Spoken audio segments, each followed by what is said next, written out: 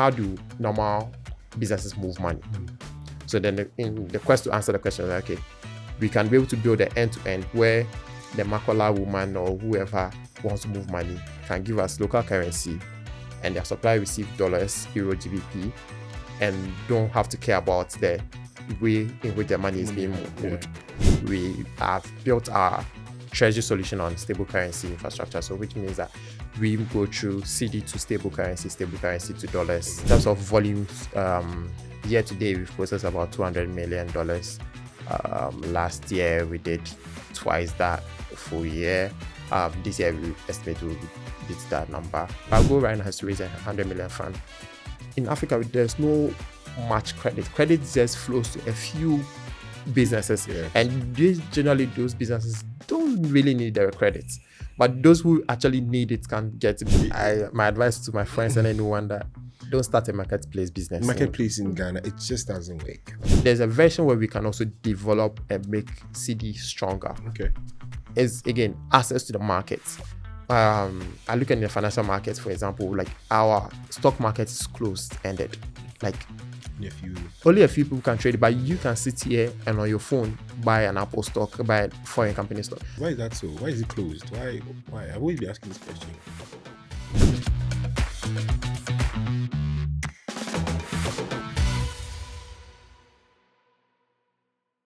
Hello, community. So the conversation I'm about to listen to is one with Ebenezer Ghanney. Ebenezer is the CEO for WeWire. It's a B2B cross-border payment platform, essentially to say that they help businesses move money from Ghana to all parts of the world and help businesses manage offshore accounts. Very, very interesting business. Very intriguing. He shared a story from his upbringing in Winneba to building this multinational assets now. They are in, I think, 6-7 other African countries. And what a journey for such a young man. And I really hope you're inspired to, do what the mantra says, just build something. Thank you. Ebenezer, thanks for coming. Thanks for having me. Ebenezer Ghanney, your name's interesting. You said you're from Winneba. Yeah. So you're fancy. You can speak fancy really well. Yeah, fancy nipa. Oh, my tase. Yeah. So I think we come to your life in Winneba, right? I think the first time I encountered you, it was at this Statue event. It was a pitch event, and you were pitching virtually. And at the time, I think your business was just a year old or a year and a half or something like that. Because you said you started in 2022. And WeWire was great numbers. You had gone to other countries at the time. Like, who is this guy who is doing this interesting business? You're not even present at the event. You're on the screen and seeing big numbers, right? And so what I want you to do first is, like, I'll start from there, right? WeWire now, what WeWire does, the numbers so far, which markets you're in, the transaction volume, how is that looking like now? Interesting. You just want to start the clickbait. So WeWire now, so I think the numbers, the first priority number we keep track is we have a team of about 35 people spread across 6 countries. So we have most of the team based in Ghana. We have a team based in Nigeria, someone based in Cameroon. Our chief operations officer is based out of the UK. And we have a salesperson out of South Africa as well, and a few people that come in and come out. So that's the first big number. Then in terms of volumes, year to date, we've processed about $200 million. Last year, we did twice that full year. This year, we estimate we'll beat that number. Revenues, a few millions, trying to grow. 2 millions is a few. Yeah, because we compare ourselves with like Stripe. The same businesses. Though there's like Airwallex, there's much more global businesses that in the same space doing much more bigger than we are doing in a very short time than even us. Yeah. So there's still room to grow. Yeah. But when you say the same space, what do you guys do? What are your services? So we have, I'll classify our services into about 3. B2B cross-border payments. So businesses paying for suppliers or paying, you have employees out of local markets, in other markets want to pay for that. We have an invoicing solution. So I say we have to, let me see, pick two of our customers that used to. One imports fresh fruits and vegetables from suppliers in France, Netherlands, and co. So they're able to give us local currency, and we pay dollars offshore to their suppliers. Okay. And we have another business which is based in Cyprus and has customers in Ghana that pay. So they use our solution to invoice their customer in Ghana. The customer in Ghana pays cedis, and we're able to remit euros to the manufacturer in this case, or the supplier of the meat in Cyprus. How we achieve that is we use technology called stable currencies. So we have built our treasury solution on stable currency infrastructure. So which means that we go through CD to stable currency to dollars, then able to. So it's a kind of a complex thing behind, but the customer doesn't have to know anything we're doing, or doesn't have to know anything about that experience. That's interesting. I'll come back to WeWire. But I gather that you started doing business in EIS. You're selling Trident gum and lending money to your friends. Yeah. Tell me about that. Was that like your first,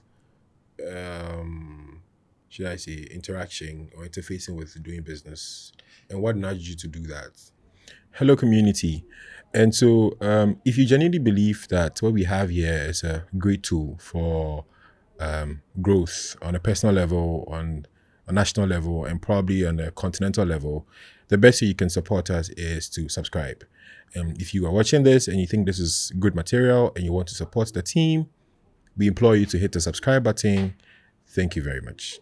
I would say that was my first. Okay, so growing up, my mom was a teacher in a high school, and as part of her a home econs teacher, and as part of like what she did for income was also set up a stand in front of her department to sell Rockies, meat pie, and then those penny. Do you remember those days of penny water time? So, and my job in that floor was helping doing the preparation. So after school, help with the preparation, and also in the evening, help her count the money. Do you have any siblings?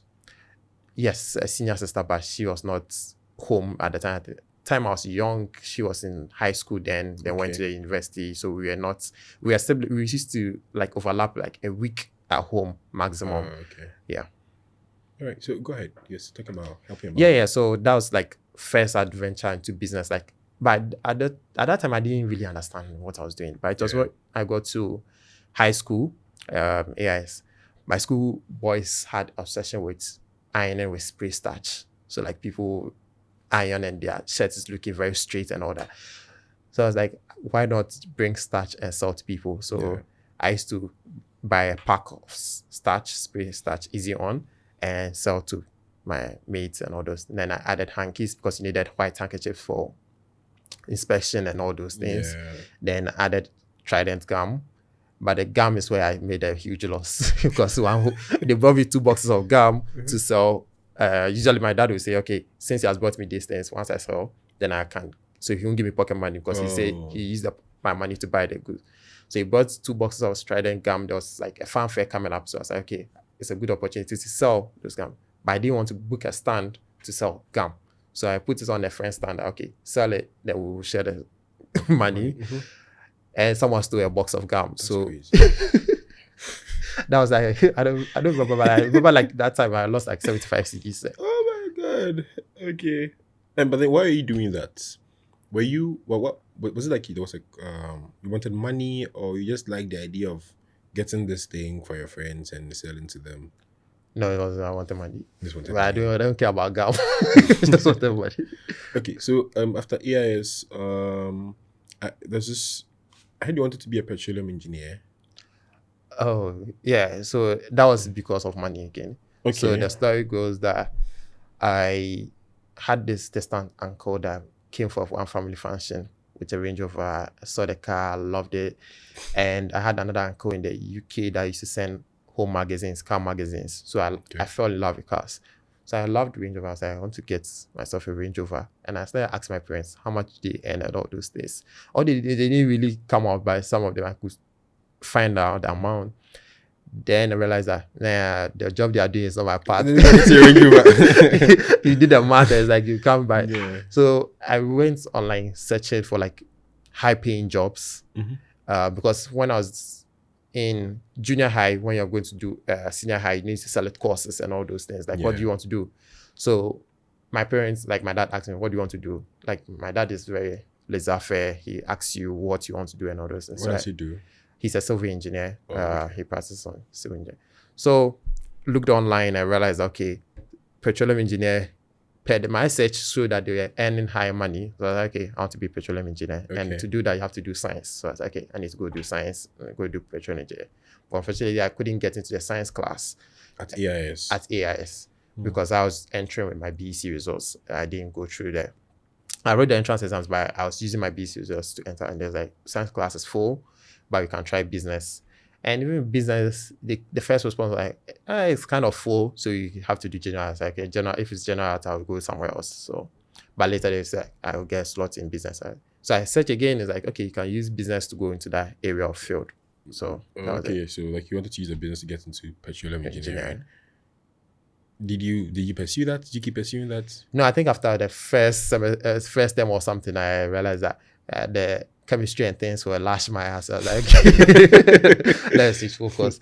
But I still stuck with a team of, I believe at that time, it was more of, I saw that I can be an entrepreneur, I can do other businesses. So then accounting was like what I gravitated towards, understanding books, understanding finances and all that stuff.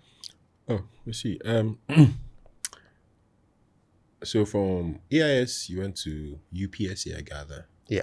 What did you study at UPSA? Accounting. Oh, okay. And then I know you tried getting chartered as an accountant.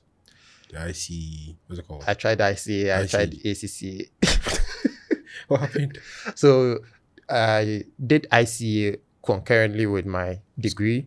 So I did the level 1, passed the level 1, wrote about 1 or 2 papers, level 2, passed 1, failed, had to resit the other one. But third year in uni, I went to do my internship at a petroleum company. And I was in the accounts department. And I realized... So you're still pushing well in university to try and get into like the petroleum industry? Not really. I had to do internship. At the time, I was actually working on several businesses. I had other businesses I was running, but I had to do mandatory internships. So I was like, okay, I had to go into a petroleum space. It was a good learning, but I realized that accounting as day-to-day is not what I wanted to do. Like, because the accounting department it's repetitive. And it wasn't fun for me compared to what I was working on at the time. That was 2017. I stumbled on Bitcoin. I was doing research into the rabbit hole of like cryptocurrencies. I had launched a company called Hostelmate to try and list hostels across my campus onto a platform. So that was more of my focus, but I was just doing the accounting thing. So I believe like the department I was in, most people like every day, I'm telling a different story or I'm talking about research, arguing someone about certain things. To the point that I'm sure when after school, I went to apply for, and that's what I said, like, nah, they saw that this guy will be someone that... Flight risk. Yeah, exactly. So that was the story there. Oh, okay. So UPSC, you mentioned that you were deep in doing crypto. You had started this Hostelmate business. How did that start? Were they the only businesses you did in uni? Yeah, those are like the main businesses. The rest were more of like ideating around things, trying things that didn't really take off. What became a Hostelmate? So, first lesson, don't do business with your friends. Charlie. Yeah, you love them as friends, but like when it comes to business. So, Hostelmate was, UPSA at the time had one school hostel. And first year, second year, I was in the school hostel. Third year, I couldn't get into the school hostel. So I had to look for a hostel. And I realized that it's a challenge going around looking for hostels. So I was like, okay, this is a clear idea or a problem that needs to be solved. Why don't I just put it on all the hostels on one platform? People can book easily. Gathered my friends. We were 7 in the first meeting. Like, this idea, or like, oh, yeah, it sounds nice. We will do it. Got to the time, you have to go walk around, look for hostels to list on the platform. No one showed up for that. we have to do anything that required people's fiscal presence. There was no one showing up for it. So I realized, okay, lone wolf here, I had to get it done. Had to get a friend, because I'm not a technical person, get a friend to work on the platform, and I was paying him because he was also a freelancer. So I had to pay for a service. Although he's a friend, but I have to pay for it and all that.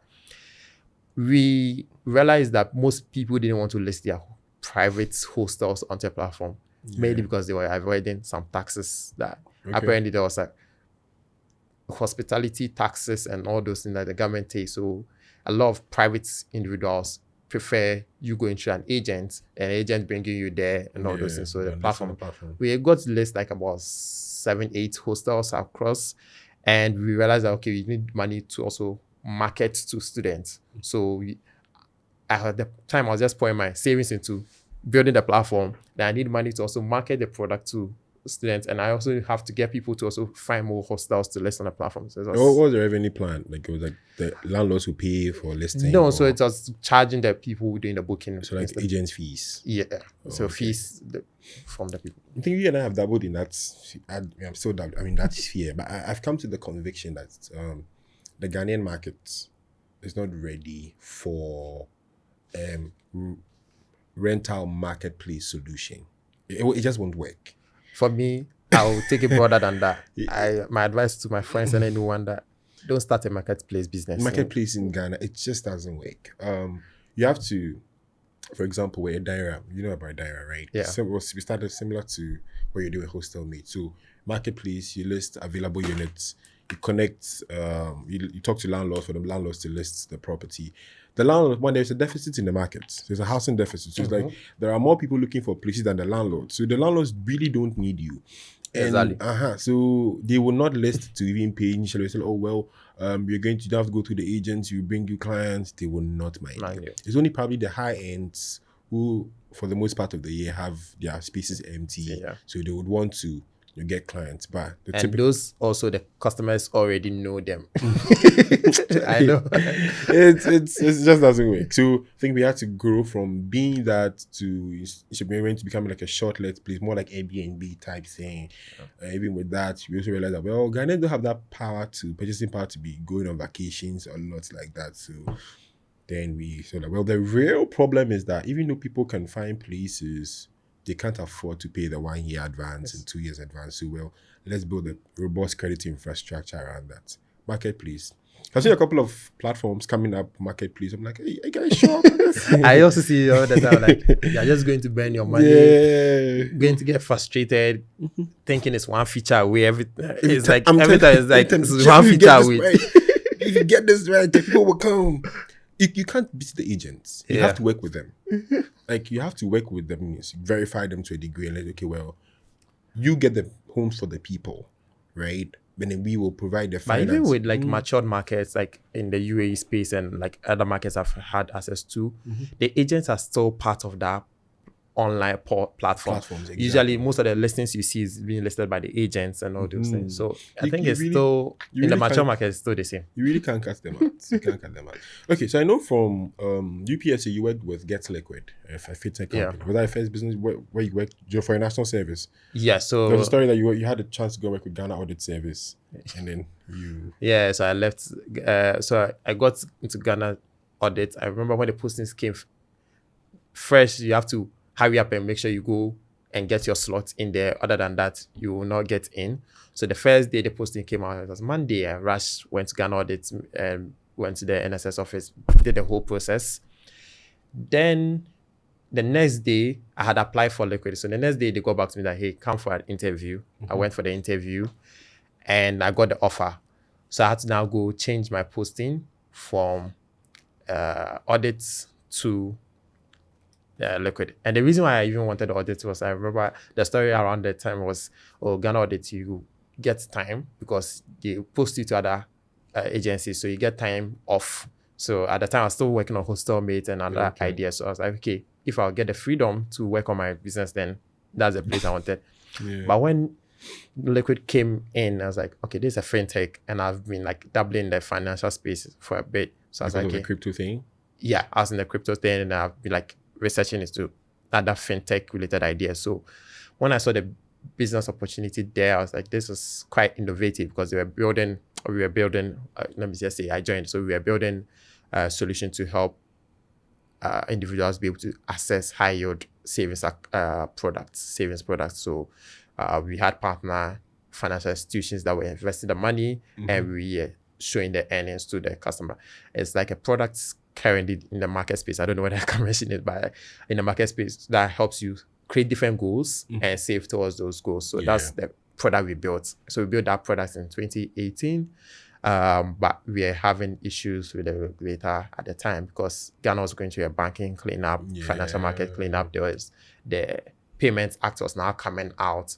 So the regulator was not eager to see innovative things at the time. Like, okay, let's put a brakes on what people are doing. Let's regulate the clear up the space, financial space first before we bring in. That's sad. It's like a product ahead of its time. Yeah. Wow. What was your role there? I joined as accounts and something. I was in an accounts office. I've forgotten the actual title, but accounts or something title. I was in an accounts office, but every day you come and find me in the engineering room. So the engineers used to sit in the conference room.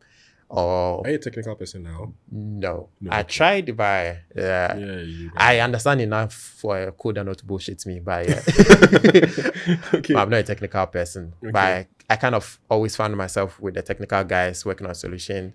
Then the CEO of the company, one American lady, she was like a very great mentor to me as well. So she was an ex-McKinsey consultant. So they did the research in the space and realized that mobile banking is going to take over. Digital banking is going to take over. So the initial idea was to be a digital bank. So hence where they went to the regulator for a digital banking license at the time. And they couldn't get that license. So they had to pivot the business a bit to high yield thing. I see, working with asset managers instead. So I used to work with her on close projects that she used to do. Sometimes she had to do consulting gigs to get funds to keep the business flowing because we were not making revenue.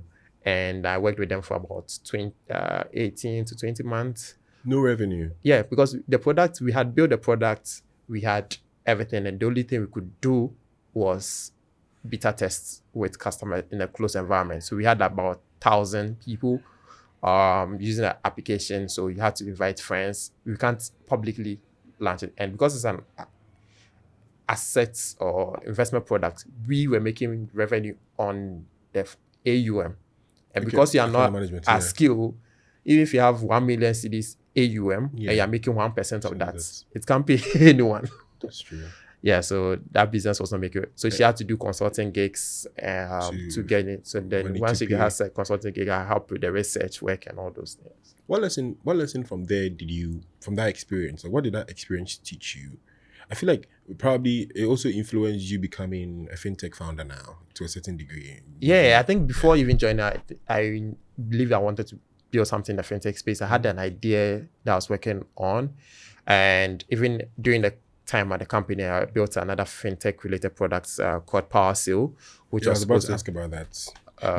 Solving social commerce fraud. Yeah. What does that really mean? Social commerce fraud, like you go to Instagram, buy something, you pay, the person doesn't deliver the goods. So it's an escrow solution, but built as front end, how do I call it? Something like a Shopify. So we give the merchants their storefront, they are able to market their products and all that. Once pays, it's held in escrow, delivered, and they receive them. So we are building a way that it will be a payment solution powered by the escrow solution. So once you see that, you know that you can trust that you can pay, and resolution around conflicts and all those things can be resolved by us, and payments that you won't lose money through the process. That's a great idea. Why didn't you see it through? A lot of things. Payments, you have to integrate with payment solutions. Payment solutions, you have to get a license for something. Also, it goes back to, I think even that was one of the main issues we're having. It goes back to the issue you mentioned earlier around marketplace solutions. So we have to get merchants to list. And the genuine merchants obviously like, okay, I run a genuine business. Why would I want to take 1% of my cut and give to you? Whilst customers can buy that. Delay my cash flow. Exactly. So those were the frictions that we realized. So we built a solution. At the time, I was spending like every day messaging like between 100 to 200 merchants online that he can't use our solution, but it was not picking up. And that was a time that something came out. So that was my liquid day. So I was working in liquid and still building that solution. Then I started doing, got a role at Yellow Card, but I was still building that business. Even my interview day with a company, I told them, hey, I'm already building this business. I like to build it. Like, yeah, still hired me, but I was still building that. Then I started doing OTC transactions, so FX trading. So I started making money on the FX trading. I was like, okay, I'm one person. I can't be doing 2, 3, 4 things at the same time. Yeah. And that product was not moving forward. I was not seeing revenue. So I was like, okay, right? Yeah, Powersale was not moving. So I was like, okay, I have to drop Powersale so that I can focus on my Yellow Card role and my OTC business. So what was the OTC business? What were you doing? Oh, buying and selling of crypto. Oh. So arbitrage trading across different platforms. So yeah. So you buy less, sell So high. yeah. Okay. I see. All right. So Yellow Card. What was your role at Yellow Card? I was the operations manager. I was the first person to be employed in the Ghanaian space to build their Ghanaian business. So Nice. joined, and again, as the operations person, built the customer base. I think after the time I was leaving, we had gained about 150,000 users in Ghana, helped recruit the marketing team and other support staff locally, and also, yeah, basically grow the business operational wise, make sure everything is done here. Then moved from the operations role to a product role. So I was about 3-4 months before I resigned, I was promoted to a product development role or product operations role. So more of what products can we build. Yeah. Because when I joined, it was just an on-ramp and off-ramp crypto exchange for just Bitcoin. Then we added stable currency, USDT. Then we started adding different products. So when I moved to the product role, I worked on a plan for stocks trading, because at the time stocks trading was retail stocks trading was growing. So I was like, okay, we can embed that into the product. So worked on that product documents and all those things, but I couldn't wait to see the execution of it. So when did you leave? Left officially March. Attended my resignation February 2022. I think. So. Okay, so was it because of WeWire? Yeah, it was because of WeWire. As I said, I was building my OTC business and I was building on top of it. So volume started growing. So in April 2021, that's when I started taking like WeWire business. So WeWire business was registered in 2020. So I had that business registered in 2020. 2021, started using it more often because the OTC business was growing. Hired the first person in May 2021 to come help with accounts of things. Because again, anything that I realized that was taking my time, I pushed it to someone else to come and take over that. So I hired an accountant to come manage the books, then hired a trader to come help with the trades, then hired, I think, 2 more people. But that was really offering stable currency to CD conversion both ways. So businesses come give us CDs, we get them stable currency in volume.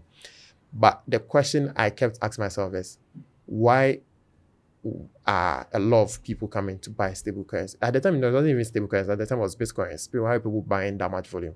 Then I realized that some businesses have figured out they can use that way to move money across border. Okay. So they're buying it and sending it to your supplier in China. And I was like, okay, so if this is what they are doing, how do normal businesses move money? So then in the quest to answer the question, I was like, okay, we can be able to build an end-to-end where the Makola woman or whoever wants to move money can give us local currency and their supplier receive dollars, euro, GBP, and don't have to care about the way in which their money is being moved. Yeah. So that's where I was like, okay, now I have to build this business out. Because initially for me, it was a side hustle that was paying, because for months it was paying me more than my day job. But I was like, yeah, I love the product I was building with Yellow Card as well. So kept sticking around, but I was like, okay, I can actually build this thing as also a business. Then I realized a lot of also startups were raising money at the time, It was late 2021, early 2022. A lot of people were like, okay, if the capital market is also this liquid, why not that jump on this? Yeah, and then bad timing for us. I jumped in and the market has collapsed. I was like, okay. It was like, what wrong timing is this? I think at the time also, yeah, same thing for us as well. Same timing. I think for us, we're a little like we got a couple of angel checks into early 2020, late 2021. But then, okay, now you have them for confidence, you want to scale, you want to raise bigger checks. The market just collapsed. I think there was a lot of like scandals in the market as well. Because some of the people that were raising money were like customers of mine. So I was like, I know how much I process for you guys, and you were raising this money. Let me also jump in and raise some. Yeah. But do you have co-founders? Yeah. So I brought in a technical co-founder. His name is Desmond. Yamado. So Yamado. He joined in February 2022. But I had worked with him on the Powersale idea. So in the Powersale project, I was working with another co-founder of mine called Genesis. We were working on the idea, and I found out about a business called Velocity. Similar idea, but he was just building storefronts. There was not the escrow part of it. So we spoke and we were like, hi, we are doing the same thing. How do we come together? So we came together to build Powersale. So that's why I had the technical, and Genesis was also technical. Then I was the business person in that team. But when the idea was not going well, we left the projects hanging. Desmond went back to doing his thing, working on another project.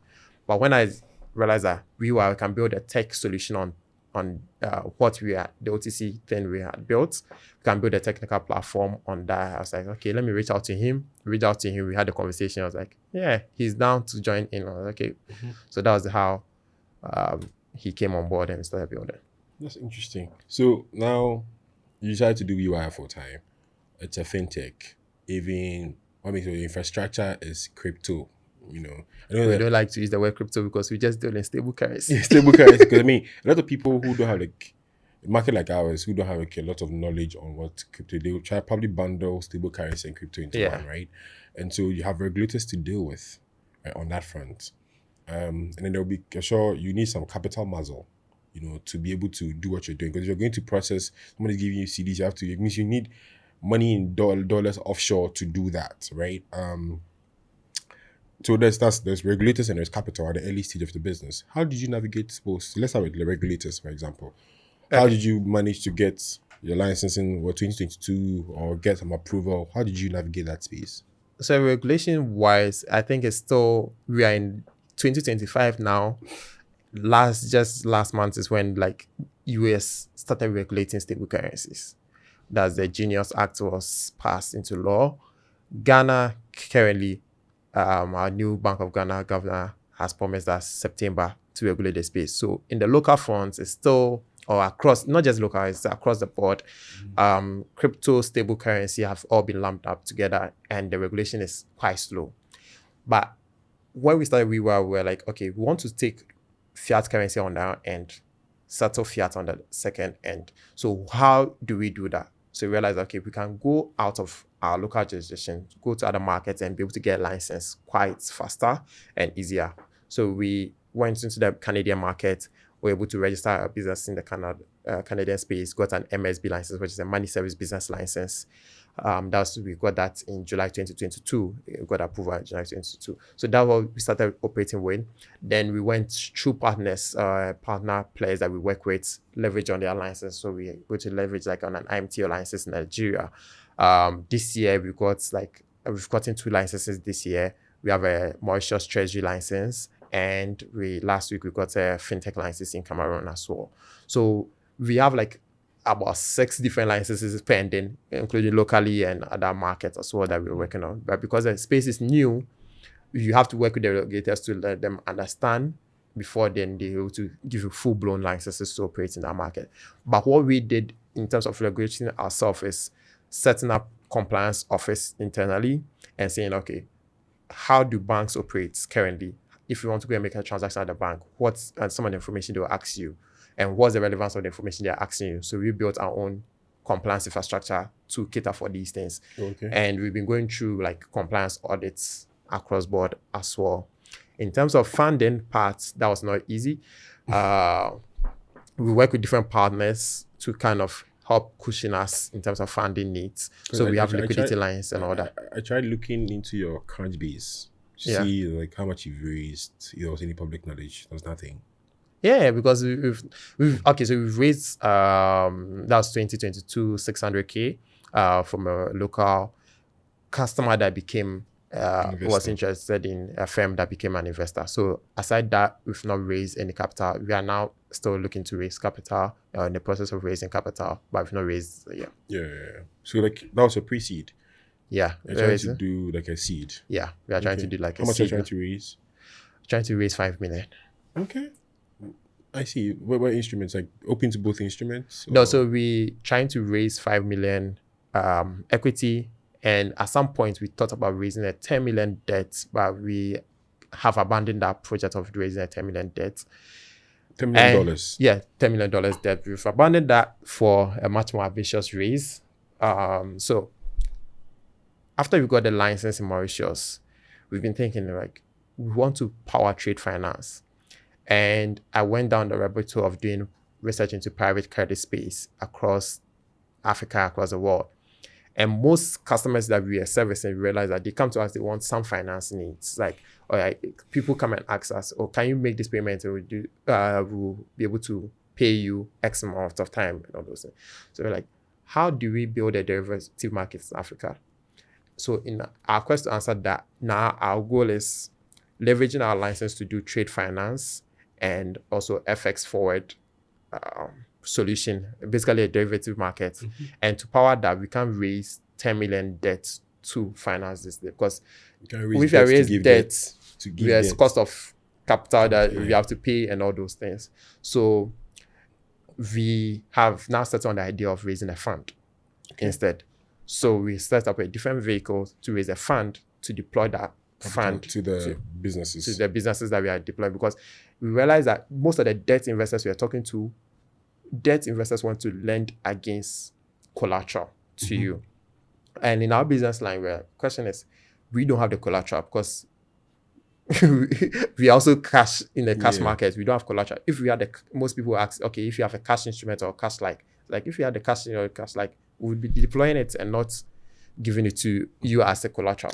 So the point became, okay, but there's a market where we can raise capital and deploy this capital to this business. Because, for example, a business comes to us that they are purchasing, let's say, $2 million worth of goods from a Chinese supplier. Those goods can be collateralized. Yes. So then why don't we build a product that to collateralize those goods and also a little bit, maybe 10 to 30% cash upfront, hold that and pay the supplier. Once we have those goods and the customers have paid for those goods as well, then we can be able to settle. So then the fund can sit as a different vehicle. The current WeWire infrastructure is underwriting the deal and pushing into the fund. So our goal right now is to raise a 100 million fund. Oh, that's exciting. I always say that like our markets, is really prime for credit if you build a credit solution really well. Yeah. And you tie it to like a very important asset and something you can easily let go and get your money back. It's really good. So I think that's kind of really brilliant. Yeah. Let's see if you succeed. you do well. Okay, so you've mentioned a couple of like, so far you're in this country, you're doing this in this country, and then you have 6 licenses pending in various countries. So have you set up shop in all these countries, or you're just like virtually operating in these countries? Set up shops. So we go to them. Okay, so when we started with just Ghana. Then we have a customer who come up to us that, okay, I need a solution in Nigeria. Can you help? We're like, okay, what do we have to do to set up in Nigeria? Nigeria is 1 hour flight. We can go set up a business there. So we register an entity, do every processes and all those things. You hire people there. You have to get a director and all those things. We've been bent doing some of these things where we've had a bad experience in Kenya recently. What happened? Basically, the guy took away money and misappropriated things around, because you have to have local people on ground to meet certain local requirements and all those things.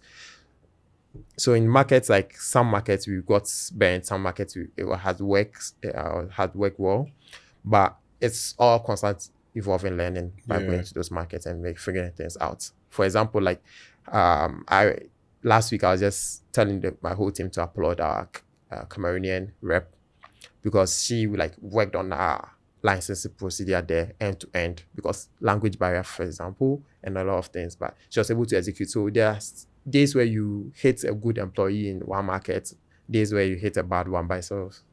Yeah, I'm asking this because I'm just thinking about the sheer scale of managing such an operation across like multiple countries. Because you're a young man, how have you managed to keep the ship floating on all these different markets? How do you do that? How have you managed to do that? It's not easy. I won't say it's easy. So like in the WeWire group right now, we have about close to 10 entities, like legally registered entities. And between January to April are the worst, because you have to make sure that every entity in every market is compliant. You have to do annual filing, you have to do a lot of things. So there's like a bunch of work you have to do. So getting like people to help you, I say the biggest problem we have is not just capital. Capital is part of our problems, but it's like human capital. Getting like people that you don't have to micromanage. So it takes a lot of iterations to be able to get it right. We've gone through like several people, like as I mentioned, like the Kenya, we have to like pull back on our market. We have to pull back on, because the person in Kenya wanted to empower the person to handle like East Africa, handle Uganda, Tanzania. But again, we have to pull down that market for now and say, okay, once we have enough equity capital, then we can go back and hire different people to go ahead all these operations. For example, I mentioned Mauritius. So how we had to change strategy around Mauritius was like, okay, Mauritius, we won't just go and hire local people there. So we've hired a head of Mauritius, who's a Ghanaian from here, going to head up. I'm like, at least if I know the person in Ghana here, I know how to find you. Like if I just go to your hometown and hire you, you can run away to some village and I'll find you. So getting like the right people to work help is, and we just have like rockstar team at the moment, where like we have like a good compliance officer that's able to make sure that we are compliant across board. So she does most of the heavy lifting, supported by her team as well. So it's all the people that you have that empower you to grow. So I used to with the same early co-founders, was it Desmond? Yeah. So Desmond handles the technical part of things. Again, it's division of labor. Technical parts, I like jump in as a product, lead the product. Okay, there's a product, ABC product we need. But as to the code parts, selecting the language you use and all those, I don't have to come into play that. So it makes you that they are doing their work, I'm doing mine, the next person is doing that. So at some point, we had to also hire a chief operations officer. So I realized that what we were lacking. So 2 years ago, we saying that we need some leadership in the team. So we had to hire a leader to come in, because we are just a bunch of young people. So we went to hire a chief operations officer, which is based in the UK. So if someone is based in the UK, obviously you have to pay higher amount of budget. But she came with like wealth of experience from different sectors, had worked with Flutterwave and other notable companies in the early stage, like consulted for PwC and all those things. So it helped kind of shape some parts of the business. So like, for example, we saw massive growth in our marketing team when she joined, because now she was able to manage that end to end, so that I don't have to spend time on that and focus on things I have. That's exciting. So what does the future look like now for the next 2 years? What does that look like for WeWire? Over the next 2 years, I think at the moment what we want to do is go deeper in some of the markets that we are in. Because, for example, Ghana is bringing up their licensing framework and all this. So we're like, okay, once the licenses come, which ones are we applying for? What do we want to do in the market space? How do we go deeper into the financial ecosystem here? Other markets that we are in, how do we go deeper into the market space? Currently, our solution have evolved. We're able to offer banking solutions with banking partners that we work with across the world. We're able to offer dollar, euro, GBP accounts from Standard Chartered Bank in Singapore. We're also able to do that with DBS Bank in Hong Kong. We also able to do bank accounts with GBP on faster payments, euro on SEPA and all those in the European bloc. So say a Ghanaian business comes to us today, we can be able to open offshore banking accounts for the Ghanaian business to manage their treasury. our goal is to help businesses manage treasury across. Our vision is to be the bridge between Africa and the world and Africa, by basically managing liquidity that moves between the continent, both intra and outbound wise. Basically And helping people manage money. I'm just saying this. exactly. So helping people manage money. Businesses manage money. Yeah, businesses in this case manage money. And I think what will really make us successful is building the derivative markets space. So I was so happy when the new government, was it 2 weeks ago, was mentioned that he wants players in the space to start looking at the derivative markets. Because think about it, your business right now is providing credit. Yes. Without in Africa, there's no much credit. Credit just flows to a few businesses, Yes. and generally those businesses don't really need their credit. But those who actually need it can get it because No data. There's a lot of, but the thing is, we can still risk score and we still assess businesses on different other metrics. It doesn't have to be stringent, be the one laid out by Basel or whatever the organization is laying out for. But the banks have to oblige to that. But if you look at the private credit space, in the US, for example, that any business can walk to any bank and get credit, but there's still a private credit market lending to some businesses in some form. So why can't we replicate that across Africa? Yes. And that's our thesis right now. If we believe we can be able to build that space, and it won't just be us, but once we are building it, other people will also want to come into the space and say, okay, how do we build this solution? Most of the problem we are having with FX in Africa or even in Ghana is because there's no derivative markets. You can't do a FX forward. You can't hedge yourself. Yeah. So how do we help businesses provide that hedge? Once they're able to do the hedge, then the liquidity can stay and they can deploy in other areas. Especially given that, I mean, your infrastructure is USDT, I mean, a core, and then so that is more stable.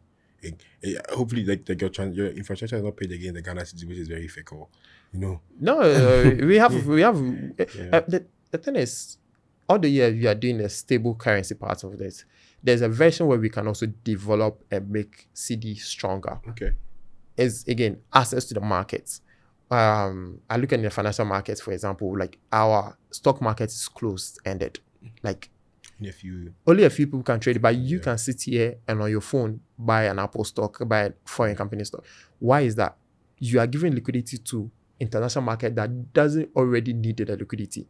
But in the market space here, stock market. Why is that so? Why is it closed? Why? I've always been asking this question. I have the same question that I've been asking because I took a stock exchange course and all this. Like I'm in the industry, but we are very risk adverse in the first place. Like there's a lot of things, controls that we put in place, safeguarding that we are trying to safeguard investors, which is good. You have to safeguard investors, but we overly regulate and overly control that limits markets adoption and limits like growth in the market. Like why can't you easily buy shares of a company without we are still in an era where you have to talk to a broker. So then the brokers are basically doing, sorry, I don't want to go into details, but you don't have to be, there should be a way where there should be liquidity have to come to the market. But where do liquidity come from? There's something we call down money. Money, because right now it's like, if you want to buy a stock in the stock market, it's like you go to a broker, the broker will advise you, buy this one, buy this one. If the broker is advising everyone to buy MTN shares, who is selling his MTN shares for you to buy? That's true. So we need both sides of the market. You need the down money to enter. So that's what we want to solve in this market space. Interesting. Very, very interesting and audacious. I wish you well. And so how is it going with your family? I know you have your two parents who live in Winneba. And what's it called? Your sister? Yeah. How's the relationship with them? How's that going?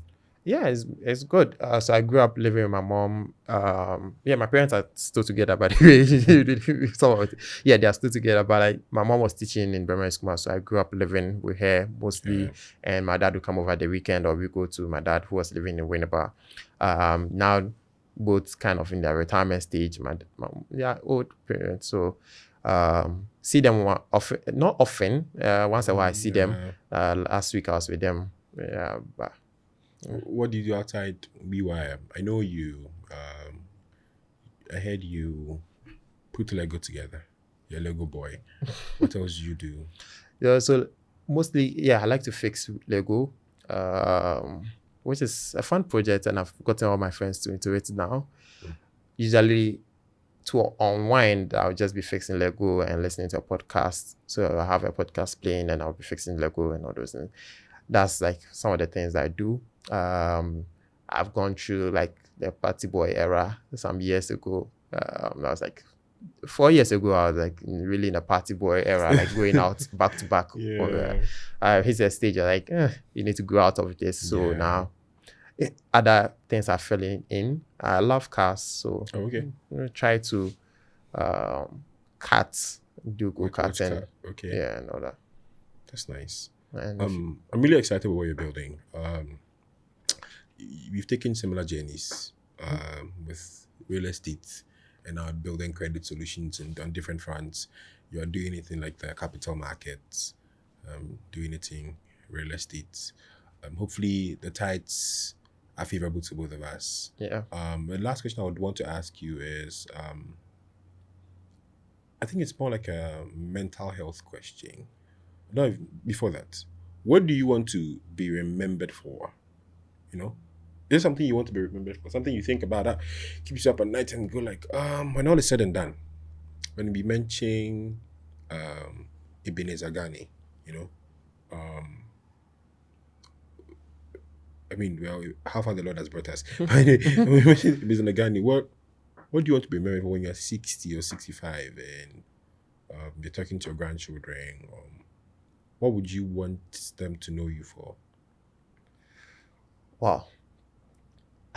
I think I've really thought much about like what I want people to know me for, because generally for so long, like I won't even, if some years or months ago you asked me on this, but I won't show up because I didn't want people to know who I was like in the public.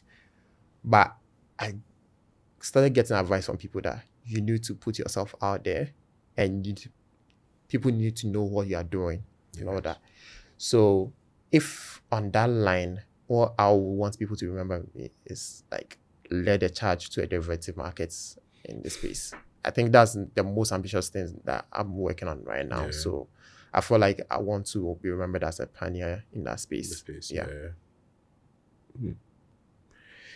All the best in that regard. Take care of yourself. We should go karting sometime. And thanks for coming again, and it's been a great conversation. Thanks for having me. All right. So community, that was Ebenezer Ghanney, CEO for WeWire. I had a great conversation. I hope you did too. And the mantra remains: just build something. You do it.